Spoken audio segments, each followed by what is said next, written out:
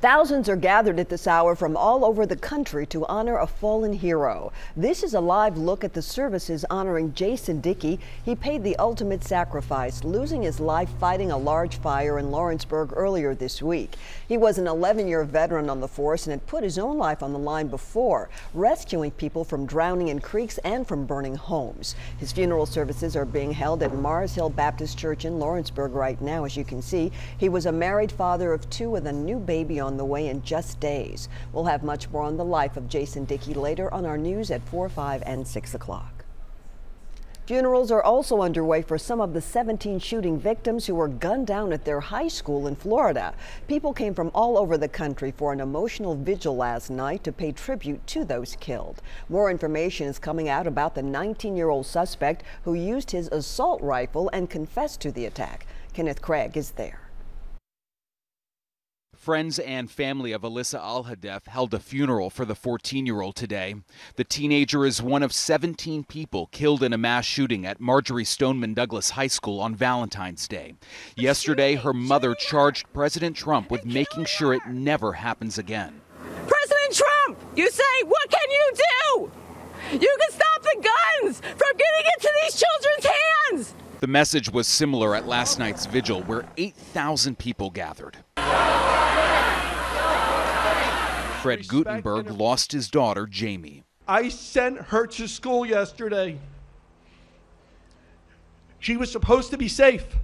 Democratic Senator Bill Nelson was at the high school today and wants assault weapons off the streets. Maybe these students speaking out so boldly as they have on national TV, maybe this will be the turning point because, in fact, enough is enough. President Trump is coming to his Mar-a-Lago estate this weekend, about 40 miles north of here. He plans to meet with families whose lives have been shattered. Authorities say 19-year-old Nicholas Cruz confessed to the shooting using an AR-15, which he bought legally. Obviously, he shouldn't have had that weapon and shouldn't have been able to do the kinds of things that he did. Authorities say Cruz was in the school for only 6 minutes, shooting people on the first and second floors. On the third floor, he tried to shoot through a window at students fleeing, but the safety glass didn't shatter.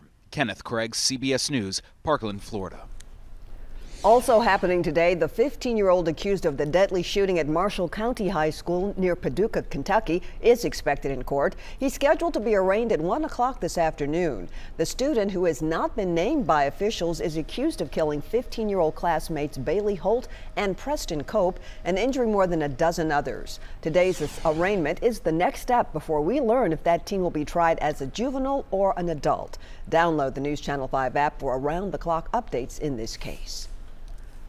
Another daring robbery at gunpoint with teenagers who are apparently fearless, and police are venting their frustration with the trend of the same dangerous suspects over and over. Our Sophie Nielsen-Colding is following the latest. Luckily, no one was hurt in all of this, but definitely disturbing that police think teenagers are responsible for the armed robbery that happened at this Matco behind me in Belmead. It happened just before midnight. The clerk says these two males walked in and one of them had a gun, pointed it at him, and they stole a bunch of cash and, get this, candy bars. Now, according to police, this is a disturbing trend where teenagers with guns are going out and committing often violent crimes in the metro area.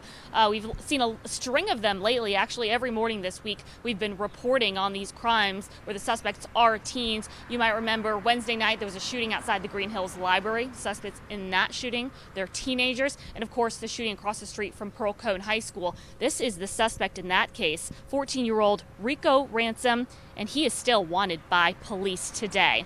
For now, reporting in Belmead, Sophie Nielsen-Colding, News Channel 5.